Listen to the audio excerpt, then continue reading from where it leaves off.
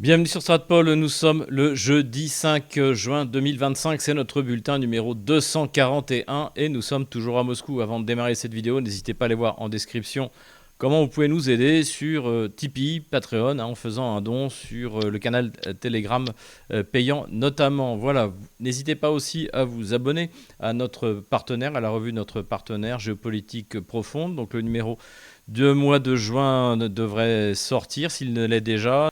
Il sera question de mondialisme avec un article de Laurent Ozon sur les néoconservateurs de 2001 à 2025.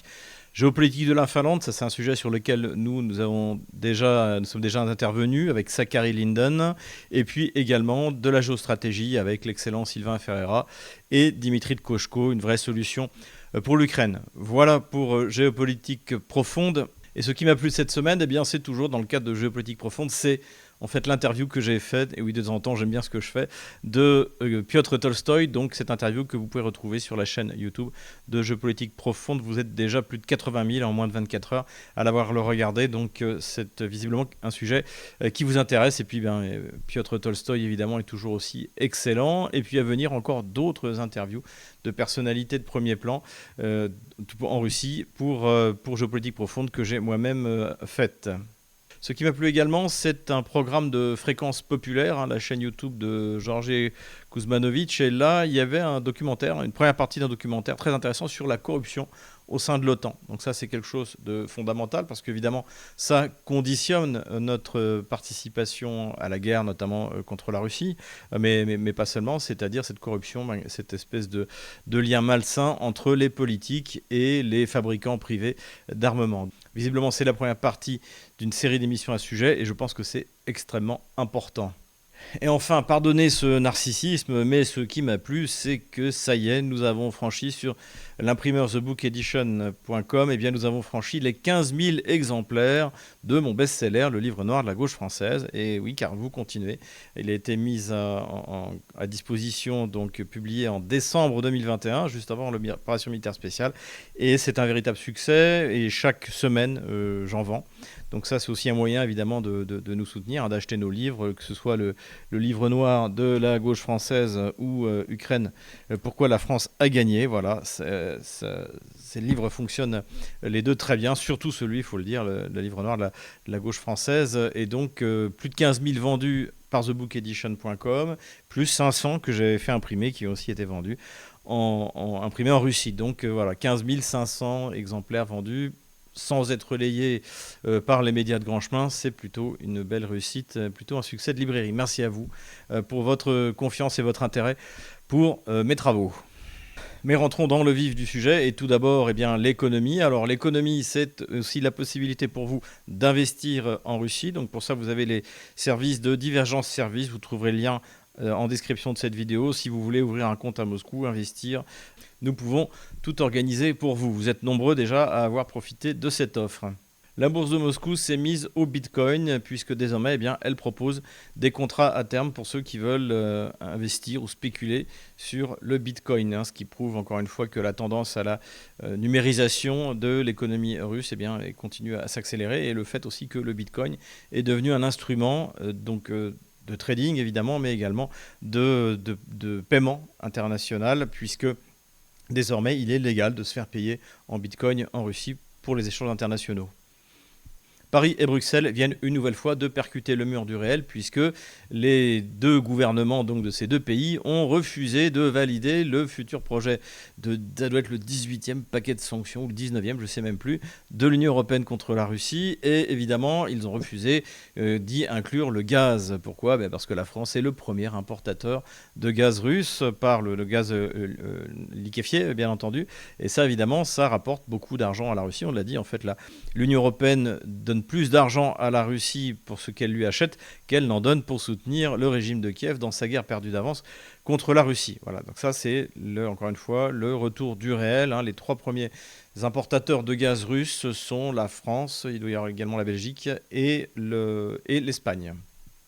National-capitalisme, on en avait parlé la semaine dernière, de cette réunion assez incroyable, inimaginable en France, entre Vladimir Poutine et ses ministres, mise au service des entrepreneurs, de ceux qui ont permis le remplacement des importations et ce décollage de l'économie russe depuis 2022. Alors l'économie russe était bien sûr en bonne santé avant 2022, mais la nécessité de remplacer ce qui était importé, bien évidemment, a permis d'accélérer cette croissance. Cette année aussi, on devrait avoir une croissance qui sera supérieure de toute manière, sans doute certainement à celle de la France, sans doute même à celle de l'Union européenne, mais largement moindre que celle de l'année dernière où on était à 4,5. Là, on va être à 1,5 et on ne peut pas exclure une crise qui est liée au taux très élevé des taux d'intérêt. On est à 21% au niveau de la Banque centrale, donc pour limiter, encore une fois, cette croissance de l'économie russe, parce que sinon il y a une inflation immédiatement qui va se ressentir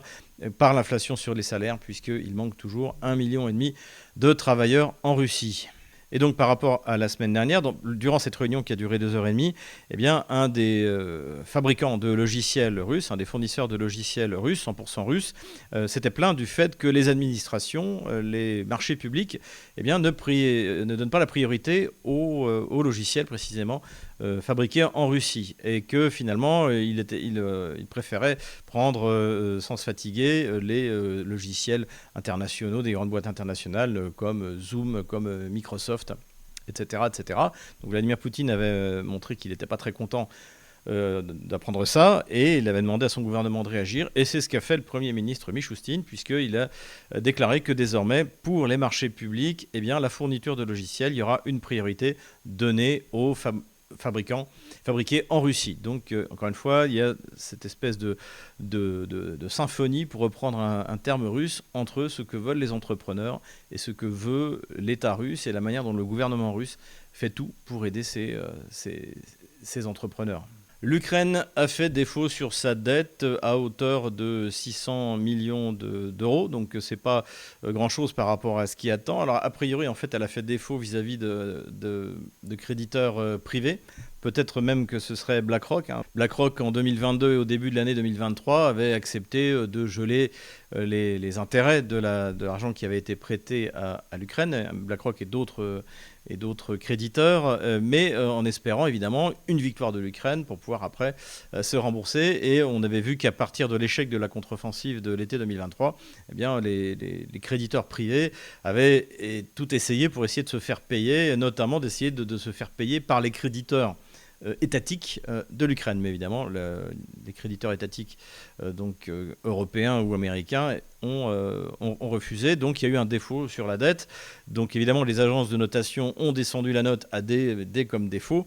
Et ce n'est que le début, évidemment, que l'Ukraine n'est pas solvable. D'ailleurs, tout l'argent qui a été prêté par l'Union européenne, par la France, par les États-Unis, ne sera jamais recouvré, quels que soient les accords qui ont été signés avec Zelensky. De toute manière, aujourd'hui, un accord signé avec Zelensky n'a aucune valeur. Et l'Ukraine n'est pas un État, n'a pas d'État, donc c'est juste un système de pillage. Et ces créditeurs arriveront pour se faire payer, et en plus on ne sait même pas ce qui restera de l'Ukraine, toute l'Ukraine productive, la Nouvelle-Russie, les ports, l'industrie, les mines, tout ça c'est du côté russe. Donc évidemment, on se demande comment tous ces gens-là vont se faire rembourser. De toute manière, comme l'avait dit Thierry Mariani, la Cour des comptes de l'Union européenne a dit que l'argent qui était prêté à l'Ukraine devait être considéré comme perdu définitivement.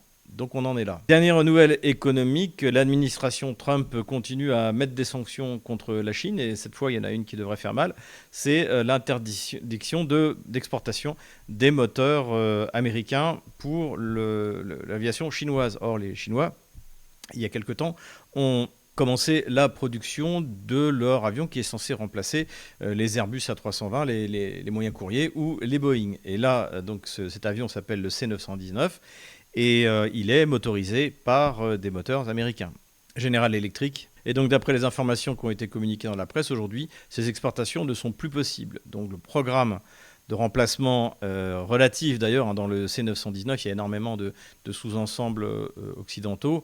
Eh bien, ce programme de remplacement aéronautique, pour l'instant, va connaître un grave retard. C'est très compliqué de développer un moteur d'avion. Il y a très peu de pays qui sont capables de le faire, des moteurs modernes, que ce soit pour l'aviation militaire ou l'aviation civile. La France, le génie français, encore une fois, tout n'a pas encore été détruit par le régime gauchiste. Eh bien, le génie français nous permet de faire partie de ce club très fermé. L'Angleterre le peut, les États-Unis le peuvent, et la Russie le peut. La Russie à un moteur qui pourrait sans doute fonctionner avec le C919, c'est le PD08, celui qui doit équiper le MS-21. Donc on attend sa certification, normalement ça devrait être fait cette année, et ensuite les avions MS-21 qui sont déjà en production en fait, vont commencer à être livrés dans les compagnies russes. Le problème c'est que rien que pour subvenir au marché russe, ça va prendre énormément de temps à la Russie, donc la question c'est la capacité de production et de quelle manière les Chinois pourraient investir dans cette capacité pour remplacer leurs moteurs par des moteurs russes. Alors comme c'est une technologie encore une fois très secrète, très spécifique. Ceux qui sont capables de faire ce genre de moteur ne veulent pas les partager, donc il y a peu de chances que les Russes acceptent une production sous licence en Chine, mais pourquoi pas la Chine qui pourrait investir en Russie et pour augmenter les capacités de production russe. En tout cas, il y a vraiment une opportunité là pour NPO Saturn, qui est le fabricant des moteurs russes. Et une fois de plus, ça montrerait que les sanctions finissent toujours par se retourner contre ceux qui les mettent, c'est-à-dire les fabricants de moteurs français, anglais ou américains, qui, eux, vont suivre immédiatement, que ce soit français ou anglais, suivront de toute manière les ordres qui sont donnés par Washington. Politico-diplomatique maintenant, et l'envoyé spécial de Donald Trump, l'envoyé spécial un peu partout, à la fois Moyen-Orient, Iran, Israël, Palestine, et puis aussi Ukraine, Russie, donc c'est Witkoff. Eh bien, Witkoff est de nouveau à l'œuvre, et a priori, il est assez optimiste, d'après les déclarations qu'il a faites, sur l'obtention d'un cessez-le-feu entre les Palestiniens et Israël. Donc les choses avancent bien. Visiblement, on l'a vu avec Donald Trump, notamment la trêve qu'il a signée avec les Houthis. Et puis là, il veut vraiment mettre fin au conflit à Gaza et sans doute se débarrasser de Benyamin Netanyahou. Si Witkoff fait des étincelles avec la Russie ou avec le conflit israélo-palestinien ou avec l'Iran, ce n'est pas le cas de l'autre envoyé spécial de Donald Trump, le général Kellogg, qui continue à parler pour ne rien dire et à expliquer que oui, l'OTAN va arrêter sa progression vers l'Est. Oui, aujourd'hui, il n'a plus le choix. Donc, effectivement, il serait temps de faire ce genre de déclaration, mais c'est trop tard. Kellogg est largement parti pris dans l'affaire russo-kievienne et parti pris pour Kiev. Et sa médiation se heurte à la détermination de la partie russe. Cela dit, il faut bien le souligner, on va en reparler évidemment dans ce bulletin, il s'est inquiété à la suite des bombardements de Kiev sur les avions russes qui transportent des vecteurs de la dissuasion nucléaire russe. Donc ça remet en cause les traités internationaux entre Moscou et Washington, on va en reparler. Suite aux attentats terroristes qui ont lieu en Russie et aux attaques contre les aéroports militaires russes, donc ces attaques, on va le voir, ont été évidemment organisées par Londres, vraisemblablement, sans doute peut-être avec une partie de la CIA qui est hors de contrôle de Donald Trump. Ça c'est une hypothèse, en revanche. Et puis évidemment assumée par Kiev, c'est à ça que sert un proxy, c'est de pouvoir faire des attentats terroristes ou des attaques indirectes sans en prendre la responsabilité. Eh bien, il y a eu une conversation téléphonique précisément entre Donald Trump et Vladimir Poutine. Et après ça, Donald Trump a fait une publication sur son réseau social, Truth, dans lequel il a dit qu'il avait une longue conversation avec Vladimir Poutine et que, bien sûr, il ne serait pas question de paix puisque la Russie allait riposter aux attaques sur son sol. Donc ce qui est intéressant, c'est que Trump dit ça sans expliquer qu'il essayait même d'en décourager Vladimir Poutine. Donc dans ce message, même si Donald Trump ne prend pas officiellement parti pour la Russie, on sent que lui aussi a été surpris, et dans le mauvais sens du terme, par les attaques terroristes sur le territoire russe, et encore une fois, sur ces attaques contre les aéroports où il y a des avions qui font partie de la dissuasion nucléaire russe et qui sont donc sous les accords internationaux. Malgré ces attentats, les négociations continuent à Istanbul. Donc il y a eu de nouvelles délégations qui se sont rencontrées sans la présence des États-Unis. Je rappelle que la dernière fois, Marco Rubio avait été là. Donc les négociations ont été assez rapides. Chacun a remis son mémorandum. Là-dessus, ce n'est pas le plus important. Le plus important, c'est que finalement, ça continue. Pourquoi ? Parce que les États-Unis mettent la pression sur Kiev pour qu'ils y participent. Il en est ressorti plusieurs points intéressants. Donc, il va y avoir encore des échanges de prisonniers, sachant qu'il y a de moins en moins, quasiment plus de prisonniers côté ukrainien. On se souvient la dernière fois, comme ils avaient eu du mal à en trouver, et finalement, ils avaient échangé des civils qu'ils avaient kidnappés dans la région de Koursk. Ça, c'est une première chose. Et surtout, la Russie a dit, nous, on est prêt à vous rendre les 6000 corps congelés dans les morgues russes des soldats ukrainiens. Et ça, c'est une véritable bombe, parce que déjà, ça montre que les pertes ukrainiennes sont bien plus élevées que ce que Zelensky prétend, et surtout, ça va faire 6000 morts dont il va falloir pensionner les familles. Et ça, c'est des centaines et des centaines de millions d'euros qu'il va falloir payer à ces familles. Donc c'est pour ça qu'évidemment l'enthousiasme côté kievien est tout à fait mesuré.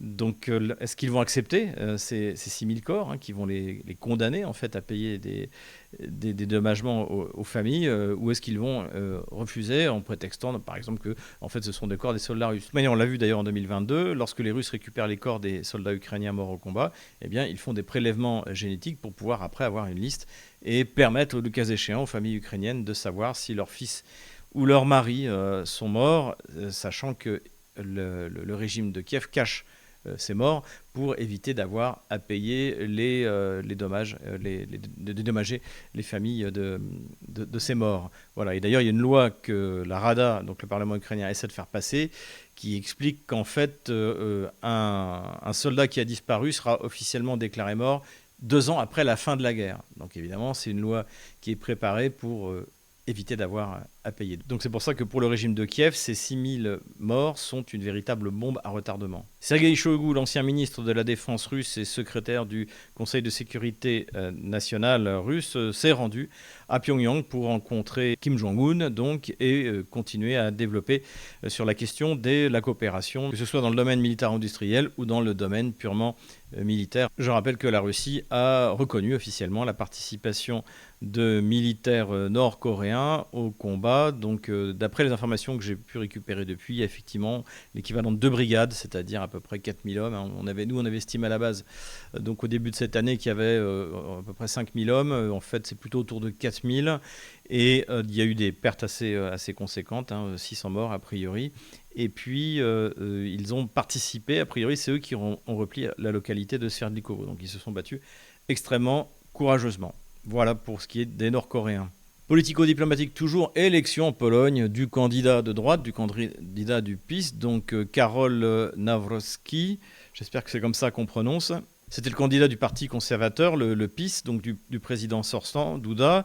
Donc du point de vue de la sécurité en Europe, il n'y a rien à en attendre. De toute manière, quoi qu'il arrive, il y a que ce soit de droite ou de gauche, en Pologne, ils sont tous dans le fantasme de recréer leur empire qui a duré jusqu'à la moitié du XVIIe siècle. Et donc, c'est leur fameuse initiative des 3 mers, donc mer Adriatique, mer Baltique et mer Noire. Donc, ces délires géopolitiques, malheureusement, conditionnent une bonne partie de la politique étrangère de l'Union européenne. La Pologne, on peut considérer que la Pologne est le facteur le plus déstabilisant pour l'Europe, et le résultat évidemment ça a été cette opération militaire spéciale qui a été la Pologne porte une grave responsabilité évidemment du déclenchement. Donc du côté de la guerre en Ukraine, ça ne va pas changer grand chose, sauf que ce nouveau président lui veut la reconnaissance par le régime de Kiev du génocide en fait des Polonais par les bandéristes donc pendant la Seconde Guerre mondiale, notamment en 1943. Ça a été terrible,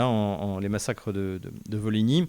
Le régime de Kiev évidemment ne veut pas en entendre parler, puisque Zelensky s'appuie sur les bandéristes, Azov, Pravi Sector, tout le Maïdan repose là-dessus en fait, ceux qui ont fourni les bataillons de fanatiques sanguinaires, et c'est eux qui servent d'unité de représailles, qui abattent les soldats ukrainiens qui veulent pas monter à l'assaut, etc., etc. Donc le régime repose sur ces bandes de bandéristes, et donc il est peu probable que les relations, en tout cas entre Kiev et Varsovie, s'améliorent avec un président comme ça.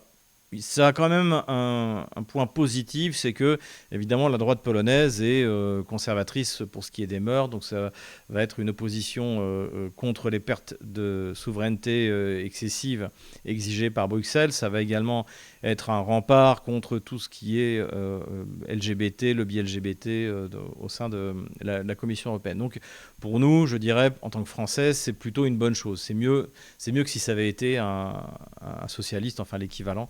Même si le président polonais a des pouvoirs limités aujourd'hui, celui qui a vraiment le pouvoir, c'est Donald Tusk. Et lui, non seulement c'est un belliciste, mais en plus, il dirige une coalition de gauche, donc pro-LGBT, pro-gay pride, etc., etc.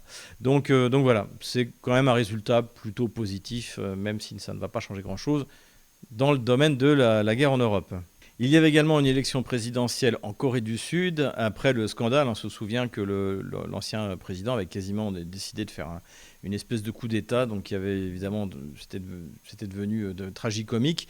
Donc le président a été déchu et l'élection a été remportée par un certain Lee Jae-myung, qui est un homme de gauche, d'après ce que j'ai compris de la vie politique sud-coréenne. Alors la bonne nouvelle, c'est que la gauche sud-coréenne, contrairement à la gauche française, n'est pas belliciste. Et ce nouveau président est favorable à un dialogue avec la Corée du Nord, avec la Russie. Les relations entre la Russie et la Corée du Sud étaient bonnes, en fait, jusqu'en 2022. Les Russes ont construit un cosmodrome pour les Sud-Coréens.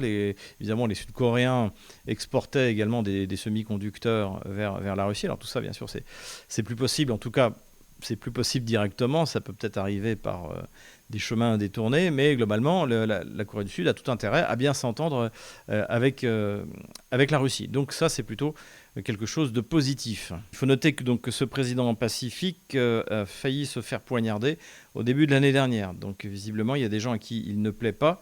Il avait d'ailleurs critiqué Zelensky en expliquant qu'il ne comprenait rien à la diplomatie. Donc une bonne chose pour la Corée du Sud, une bonne chose dans sa relation avec la Russie. Et puisqu'on parle de président ou de Premier ministre assassiné, Vladimir Poutine a rencontré la femme de Shinzo Abe. Donc Shinzo Abe, pour ceux qui peut-être ne s'en souviennent pas, il a été assassiné en juillet 2022. Et lui aussi, côté japonais, était partisan pour avoir de bonnes relations avec la Russie. Il s'entendait très bien avec Vladimir Poutine. Et on peut dire qu'à l'époque, il y avait eu un rapprochement entre Tokyo et Moscou et qu'il était même question de trouver un compromis sur les 4 îles Kouril. C'est les 4 petites îles au sud de ce chapelet d'îles qui parle de l'île de Sakhalin et qui descend jusqu'à Hokkaido. Voilà, ces 4 îles qui ont été prises par la Russie à la fin de la Seconde Guerre mondiale, par l'Union soviétique. Alors lorsqu'il était assassiné, Shinzo Abe n'était plus Premier ministre, mais il avait encore énormément d'influence. Et certaines langues conspirationnistes ont dit que c'était peut-être pas un hasard si, juste au début de l'opération militaire spéciale, le parti au Japon qui souhaite avoir de bonnes relations avec la Russie ait perdu un de ses leaders. Terrorisme maintenant, donc on va parler des attentats terroristes commis par Kiev dans les régions frontalières russes, donc au nord de l'Ukraine. Donc ce qu'il faut bien souligner encore une fois, c'est que je qualifie de terroristes tous les actes qui sont commis par un groupe ou par un État contre des civils. Le but, c'est de terroriser les civils pour obtenir un gain politique. Ça a été théorisé par Robespierre en 1793, la terreur sans laquelle la vertu est impuissante. Voilà, donc pour répandre la vertu, il faut terroriser les populations. Et donc là, c'est le but de ce que fait Kiev, c'est visiblement de terroriser la population russe pour lui faire changer d'avis Vladimir Poutine. On leur souhaite bien du plaisir. Quand on connaît la détermination et la patience des Russes, il va falloir en commettre des attentats. Le fait est, c'est qu'il y a eu des attentats très graves. Notamment, il y en a eu un attentat ferroviaire dans la région de Bryansk. Il y a eu 7 morts, plus de 70 blessés, dont un enfant de 4 ans. Et donc ça, effectivement, ça fait dire à Vladimir Poutine que désormais, l'Ukraine pourrait être considérée comme un État terroriste. Et est-ce qu'on négocie finalement avec les terroristes? C'est la question qu'a posée Vladimir Poutine. À côté de ça, un autre attentat aussi ferroviaire a eu lieu dans la région de Koursk, mais heureusement, il n'a pas fait de victimes. Et puis, on a appris aujourd'hui, donc jeudi où je tourne cette vidéo, qu'il y avait également une tentative d'attentat dans la région de Smolensk, mais qui heureusement avait été déjouée par le FSB. Les anglo-kieviens ont décidé également de s'attaquer une nouvelle fois au pont de Crimée. Alors pourquoi je mets ça aussi dans la catégorie des attentats? C'est que depuis la deuxième moitié de l'année 2024, on a estimé, que ce soit en Occident, que ce soit même d'ailleurs les déclarations qui ont été faites par certaines personnalités à Kiev, que le pont de Crimée n'était plus un objectif militaire, puisque désormais le front s'est largement éloigné de l'autoroute qui longe la mer d'Azov et qui va jusqu'en Crimée. Donc les Russes en fait n'ont pas besoin d'utiliser le pont de Crimée qui est sous tous les projecteurs, donc où tout peut être étudié, analysé. Pour la logistique de l'opération militaire spéciale, ils passent sur la route terrestre, donc le long de la mer d'Azov, route d'ailleurs qui a été complètement refaite. Il y a un an, on l'avait pris lorsqu'on était revenu de Mariupol avec l'association Ouest-Est. Donc voilà, donc l'idée en fait c'est très symbolique, s'attaquer au pont de Crimée, qui est une grande réussite auquel personne ne croyait du côté occidental et du côté kievien, donc une grande réussite technique russe. C'est le plus long pont d'Europe, 19 km, je le rappelle. Donc ils ont visiblement envoyé différents drones. Alors peut-être une torpille sous-marine de ce style. D'ailleurs, ils ont montré une explosion dont on avait l'impression qu'elle était contre un pilier, mais en fait, elle a explosé sur les barrières de protection qui ont été mises en place depuis le début de l'opération militaire spéciale, après les quelques tentatives qui ont d'ailleurs toutes échoué ou en tout cas partiellement échoué contre le pont de Crimée. Il n'a jamais été détruit, il a été endommagé, mais il a toujours continué à fonctionner. Et également des drones donc marins qui visiblement visaient soit à tirer des missiles, soit à tirer des systèmes antiaériens. Et visiblement, ce qu'on le voit sur cette vidéo, la bonne nouvelle côté russe, c'est que les Russes ont trouvé la parade. Désormais, ce sont les drones aériens contre drones marins. Et ça a une nouvelle fois fonctionné, comme ça avait fonctionné il y a 2-3 semaines. On en avait parlé. Il y avait une attaque massive qui visait la flotte russe à Novorossiysk, qui visait également le pont de Crimée. Finalement, la seule chose que les anglo-kieviens avaient réussi à détruire, c'était un avion russe qui avait tenté d'intervenir, un Sukhoi 30. Et on avait d'ailleurs analysé le fait que finalement, la meilleure solution, ce sont les drones. Et en plus, les drones qui sont utilisés contre ces véhicules marins eh bien, sont moins chers que ces véhicules. Donc le rapport, je dirais, qualité-prix est du côté des Russes. Donc, nouvel échec de cette attaque contre le pont de Crimée. Donc on a une vague de terrorisme en Russie qui prend de l'ampleur et qui n'ira qu'en s'accroissant. Je l'avais dit depuis 2022, au fur et à mesure de l'échec militaire du régime de Kiev, eh bien, les bandes armées, bandéristes vont se mettre à faire ce qu'elles savent faire, c'est-à-dire le terrorisme. Mauvais soldats, mais excellents terroristes. Donc je pense que malheureusement, on n'en est qu'au début, que les services secrets russes de contre-espionnage doivent redoubler d'efforts. Il faut que le FSB, qui obtient des résultats, j'en parle pas à chaque fois, mais en permanence, il y a des sabotages, des attentats qui sont évités. Mais comme on le voit là, les groupes de recherche et de destruction dans la profondeur de l'armée otano-kievienne eh bien, ont réussi à pénétrer dans la région de Bryansk et à organiser ces attentats. Donc on n'en est qu'au début, il faudra bien s'y faire. Et même lorsque les Russes auront gagné la guerre, il y aura sans doute encore des attentats pendant encore plusieurs mois, peut-être même plusieurs années. Les bandéristes ont continué la guérilla dans les Carpates jusqu'en 1954. Voilà. Donc il faut se faire à l'idée. Il y a un point extrêmement important, c'est que Marco Rubio, le secrétaire d'État aux Affaires étrangères, a fait part de ses condoléances aux familles des victimes de l'attentat à Bryansk. Donc ça veut dire que même s'il y a une partie de l'État profond américain qui soutient ces opérations terroristes, eh bien, en tout cas, le Washington officiellement s'y oppose de facto par cette déclaration qui, à mon avis, est extrêmement importante dans la relation entre Moscou et Washington. Armement maintenant, et la Cour des comptes allemande a confirmé ce que nous avons analysé, c'est-à-dire que contrairement aux espoirs du nouveau chancelier Friedrich Merz, eh bien, on est encore loin de créer l'armée la plus puissante d'Europe en Allemagne. Donc la Cour des comptes note énormément de dépenses inutiles, de dépenses incontrôlées, on se croirait en France. Donc évidemment, les rêves de Merz sont mis à mal. Quoi qu'il arrive, on a une fois de plus le complexe militaire-industriel allemand qui est très fort, qui est totalement entre les mains des privés, qui va pousser pour que la guerre dure le plus longtemps possible. On pense notamment à Rheinmetall. Mais de là à faire de l'Allemagne une grande armée comme elle le fut, et ce rêve paraît difficile à accomplir. C'est d'ailleurs également ce que souligne un article très intéressant dans Le Guardian. Voilà, si vous avez l'occasion de le lire. C'est mal parti pour l'Allemagne. Est-ce que ça va être bien parti pour l'Angleterre ? L'Angleterre aussi est dans une situation économique extrêmement difficile. Et là, on a eu Keir Starmer, qui est également un homme de gauche. Et là, la gauche anglaise est comme la gauche française, elle est belliciste. Et donc, lui aussi, il veut complètement refaire son armée reproduire plus de sous-marins, réinvestir, utiliser l'intelligence artificielle, les drones, reprendre la composante aérienne de la dissuasion nucléaire. Hein. Pour l'instant, les seules composantes dont dispose l'Angleterre, c'est les sous-marins nucléaires lanceurs d'engins. Il n'y a pas de silo et il y a plus de bombes donc portées par avion. Donc, cela dit, il faut rappeler une chose, c'est que l'Angleterre n'est pas souveraine en matière de dissuasion nucléaire, puisque c'est la double clé. C'est pour ça d'ailleurs que le général de Gaulle avait quitté le commandement intégré de l'OTAN et avait renvoyé les armes nucléaires américaines stationnées sur notre sol. C'est qu'il y avait la double clé. Et le général de Gaulle voulait que l'on soit souverain dans l'utilisation de notre arme nucléaire. Il a bien raison.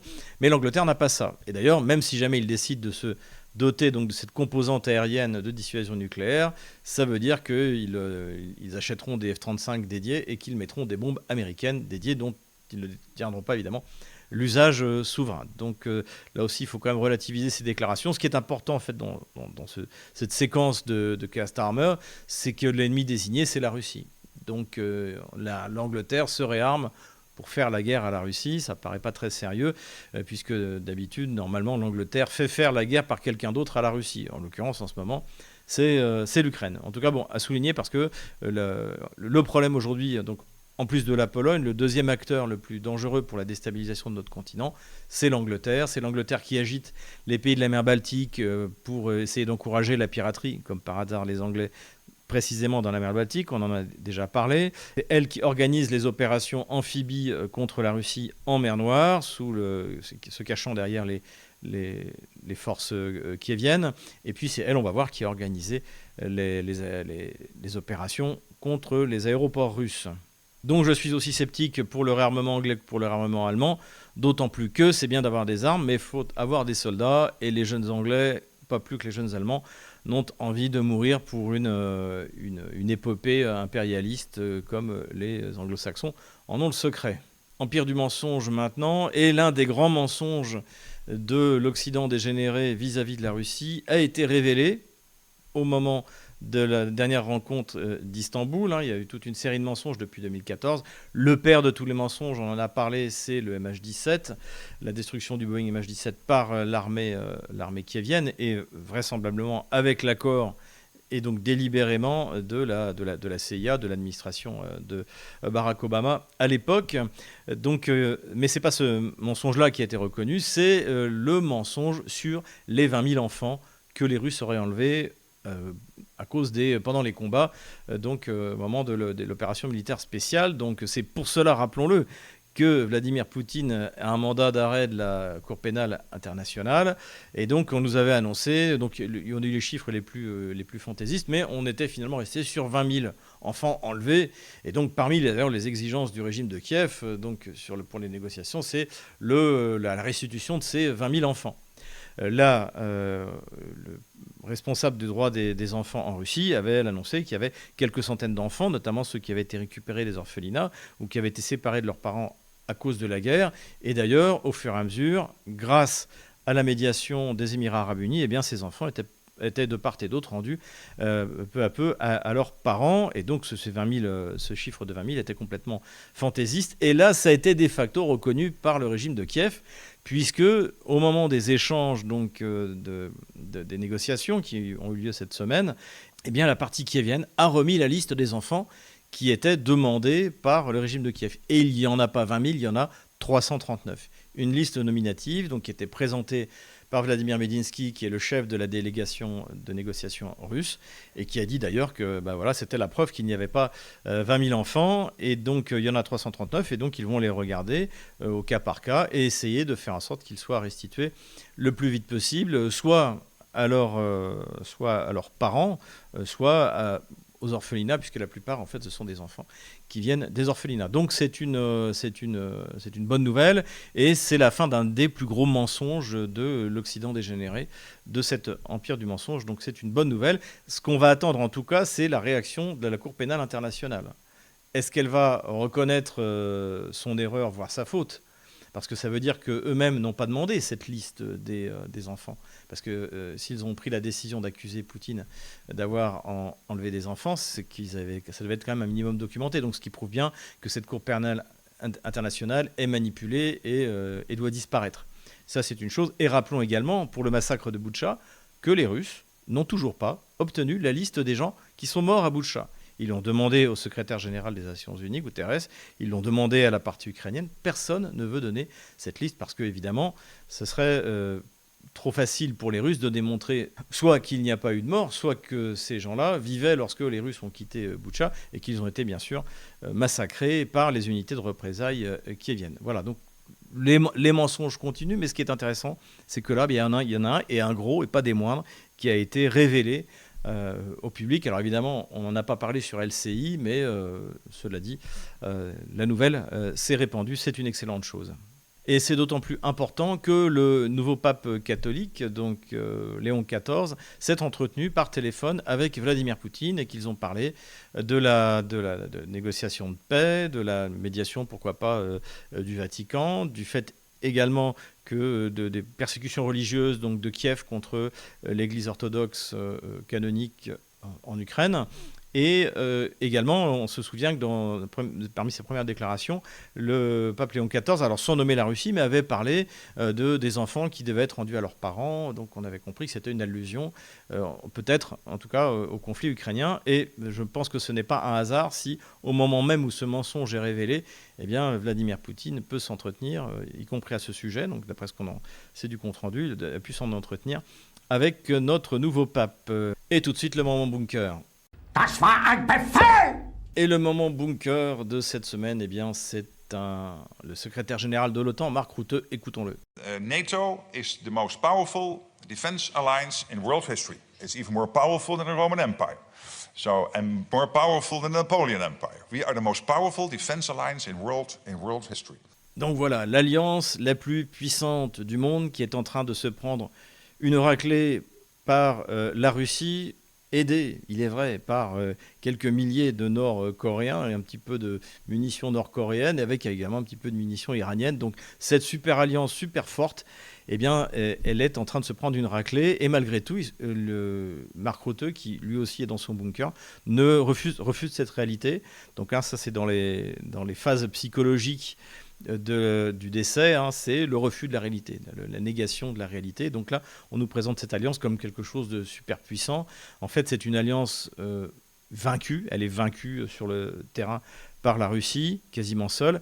Et surtout, elle n'a pas de soldats. Parce qu'encore une fois, les seuls soldats dont disposait l'OTAN, ce sont les soldats ukrainiens.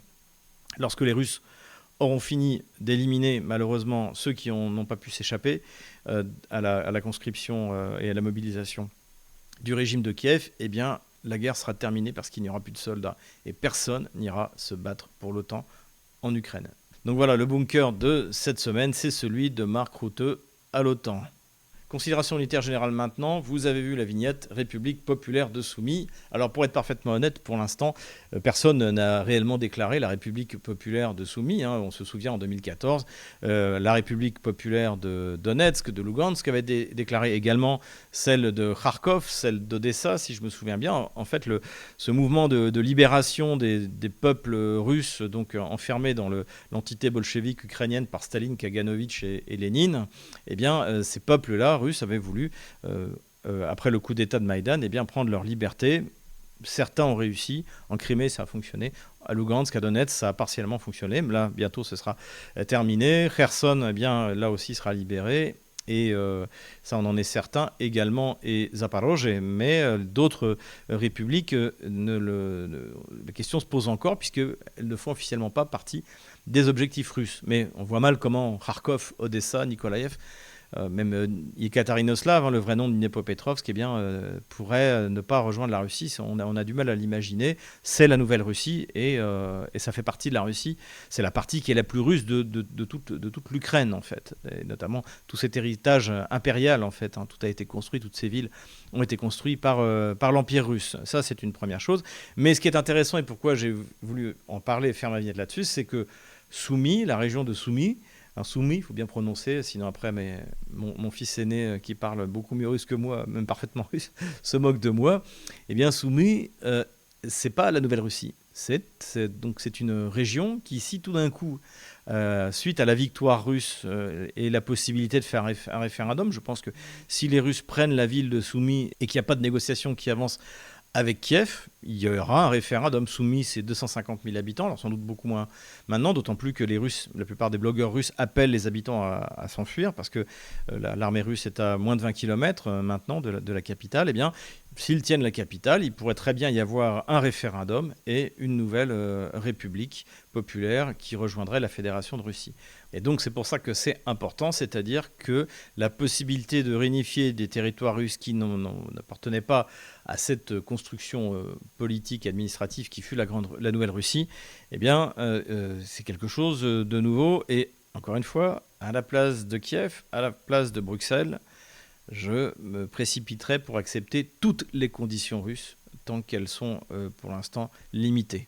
Et puis, deuxième considération générale, la plus importante évidemment de cette semaine, c'est l'opération Toile d'araignée, donc opération qui a été organisée et menée par les services secrets anglais, par le MI6.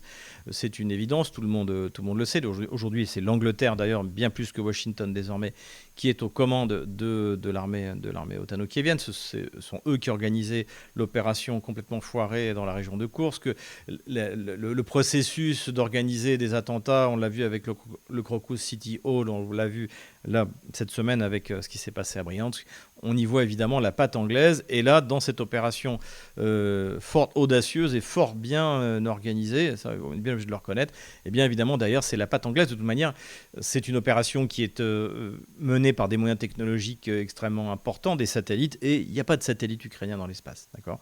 Donc, l'Ukraine est une armée du tiers-monde avec des soldats qui peuvent être très courageux, personne ne le nie, moi le premier. Mais en revanche, technologiquement, eh bien, il y avait quelques vestiges de l'URSS dans lesquels qu'ils avaient très peu modernisé finalement, et l'essentiel, c'est des armes de l'OTAN et des moyens techniques de l'OTAN, et là précisément, c'est le MI6. Donc ça veut dire déjà une première chose, c'est que s'il y a une riposte, et il y en aura une, eh bien, elle ira contre des intérêts anglais, des intérêts militaires anglais, par des proxys.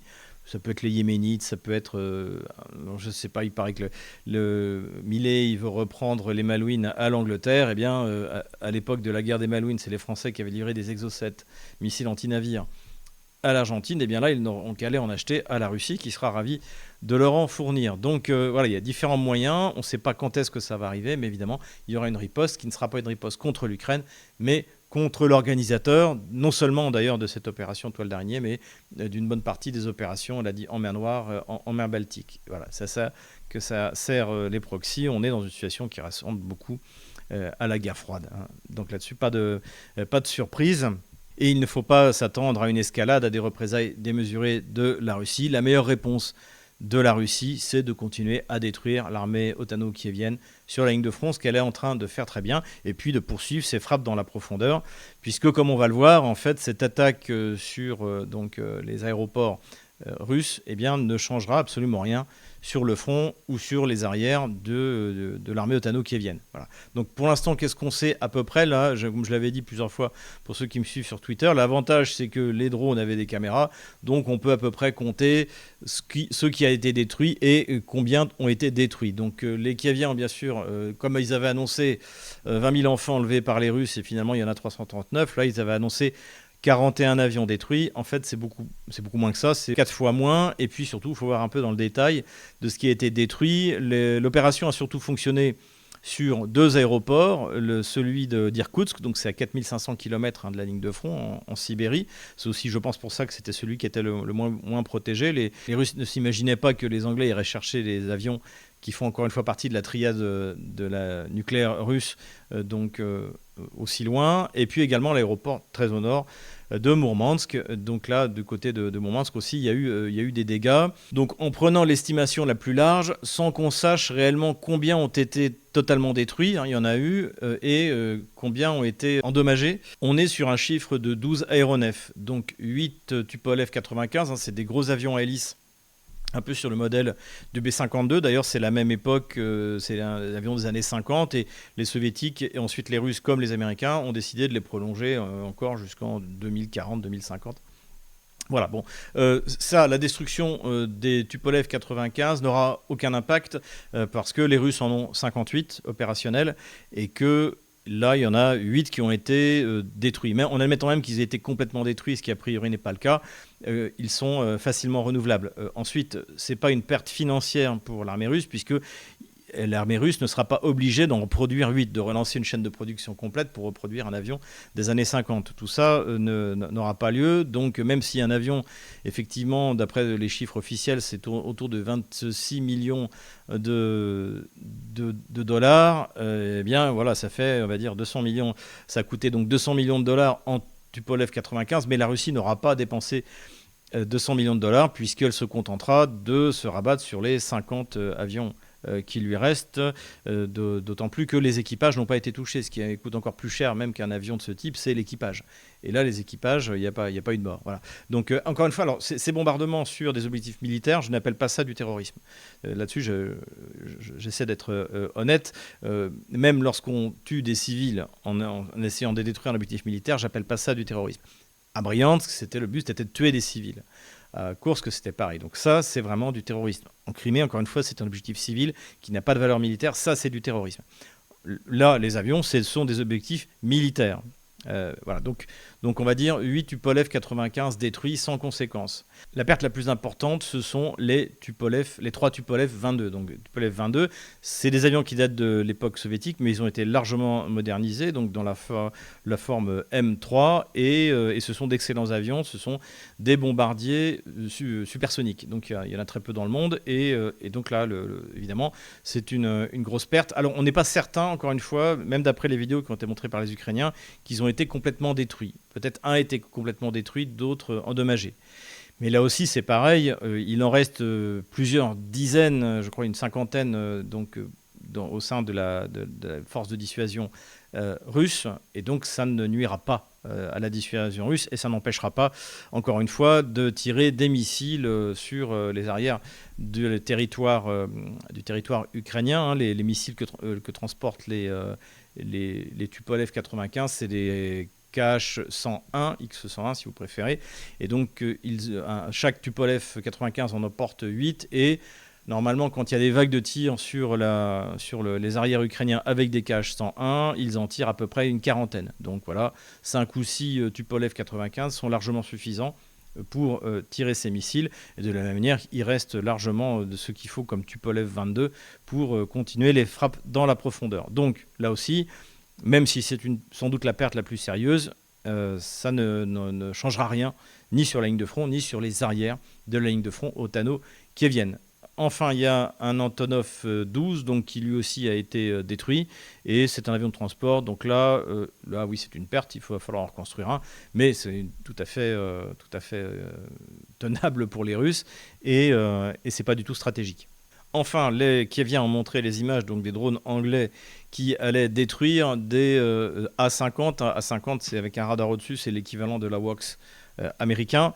Le problème, c'est que là, eh bien, on le voit clairement que ce sont des avions qui ont été décommissionnés, donc qui sont là encore qui sont stockés sur un tarmac et où on peut récupérer les pièces détachées le cas échéant. On voit que les radars sont pas en état, même les avions n'ont pas de moteur.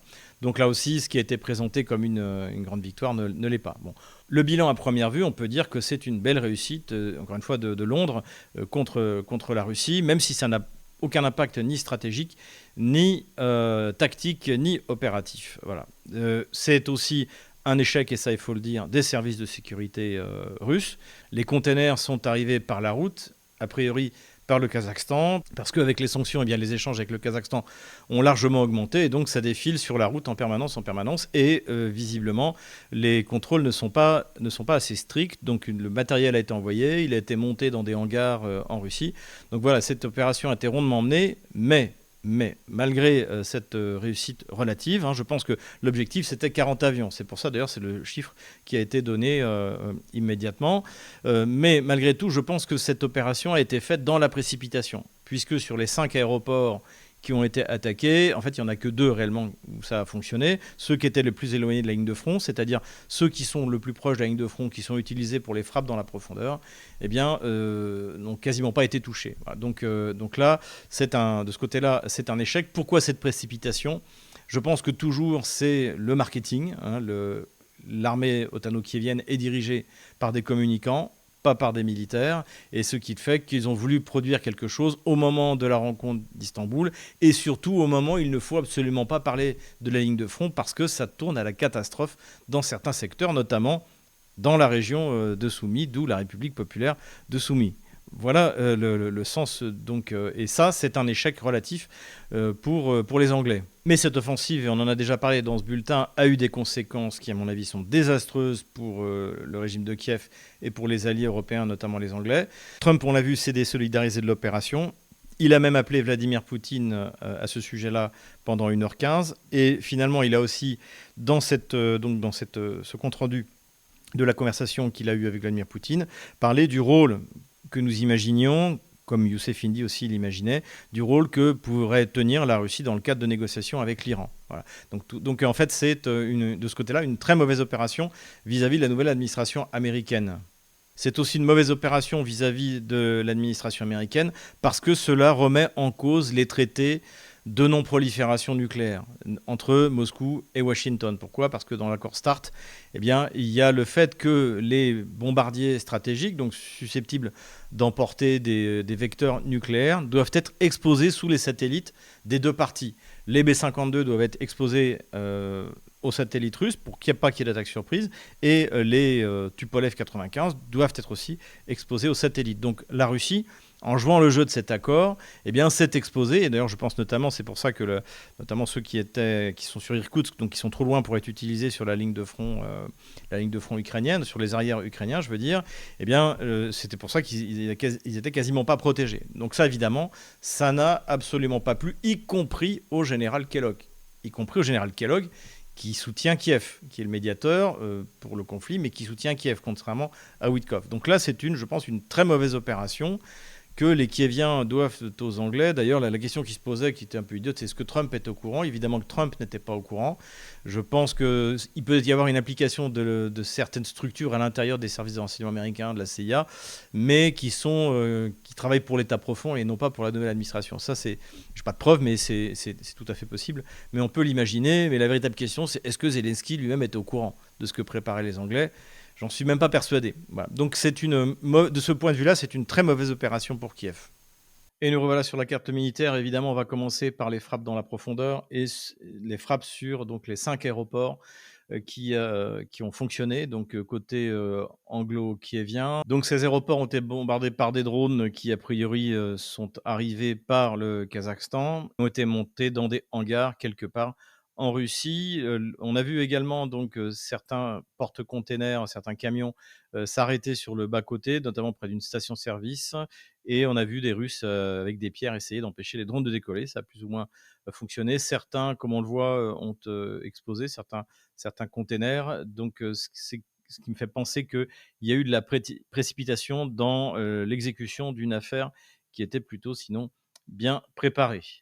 Donc ça, c'est pour les frappes sur des objectifs militaires. Sur les objectifs civils, donc il y a eu une frappe dans la région de Bryansk et une frappe dans la région de Koursk. Et puis là, aujourd'hui, une tentative de sabotage du côté de Voronezh. Donc on est dans les régions qui sont juste à côté de Kiev. Donc c'est sans doute des unités de pénétration, de recherche et d'action dans la profondeur et qui ont effectué ces opérations, notamment Bryansk. On se souvient, il y a 15 jours, il y avait une infiltration de ces unités spéciales qui finalement avait été éliminée par les Russes, mais ils avaient dû avoir le temps de poser leur charge, puisque leur charge, a priori, c'est des explosifs militaires professionnels, donc c'est pas du bricolage.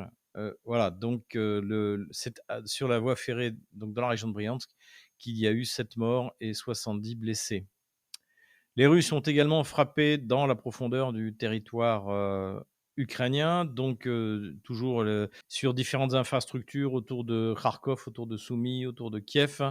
Une frappe a eu lieu sur le bâtiment administratif de la région de Kherson qui servait à l'état-major de l'armée otano-kievienne. Et puis 2 frappes ont eu lieu sur des troupes à l'entraînement. Donc dans cette petite localité de Krolevets, ici, ce sont des pilotes de drones, a priori des femmes, une unité de femmes de pilotes de drones, qui a été complètement détruite suite à un tir d'Iskander. Et puis surtout, là, dans la région de Dnipro, on a eu une frappe sur des camps de tentes des 158e et 33e brigades des forces armées ukrainiennes. Donc sur le terrain d'entraînement de Novomorskovsk, ici. Donc près de la ville de Dniepopetrovsk, à cet endroit-là. Et le carnage a été tel que ça a provoqué la démission du général Drapaté, le commandant en chef des forces terrestres ukrainiennes, vous vous souvenez, le rival malheureux donc du général Mordvitchev qui avait été envoyé pour le contrer dans son offensive vers la région de Dniepopetrovsk. Voilà, donc non seulement il a raté face au général Mordvitchev, mais bon, c'est quand même le meilleur général russe, donc c'est aussi normal. Mais en plus, là, visiblement, ces destructions répétées de troupes à l'entraînement, trop près de la ligne de front, ont eu raison de son poste. Donc il a démissionné. J'ai noté également une frappe ukrainienne dans la région de Melitopol, donc dans la région de Zaporojhye contrôlée par les Russes. Près de 700 000 foyers ont été privés d'électricité. A priori, les choses sont rentrées dans l'ordre. Et revenons maintenant sur la ligne de front. Donc la ligne de front, il ne se passe rien sur le Dniepr. Il y a toujours des suspicions de franchissement de troupes russes, mais rien de concret. Du côté d'Orekhovo, rien de particulier. Du côté de Gouliapol, pareil. En revanche, c'est toujours à l'est de Gouliapol que les choses ne s'arrangent pas pour l'entité kievienne, puisque les Russes continuent à avancer et sont sur le point d'atteindre non seulement la frontière de la région d'Epopetrovsk, mais ce qui leur permettrait en fait d'avancer plein ouest et de couper Gouliapol de sa ligne d'approvisionnement. Donc les choses vont mal pour l'armée otano-kievienne. Pareil plus au nord, où la localité d'Alexeïevka est prise aux trois quarts par les troupes russes. Plus au nord encore, les Russes ont fermé le chaudron entre Zoria et Romanovka, et donc les troupes ukrainiennes qui n'ont pas eu le temps de s'enfuir, eh bien, vont être tués ou éliminés. Et les Russes continuent à pousser, mais là, tous les renforts qui ont été envoyés par Kiev ralentissent la poussée russe. Pour combien de temps, ça, c'est compliqué à dire. En revanche, au nord de Toretsk, là, les Russes ont avancé pour de bon. Comme on le voit là, une avancée significative.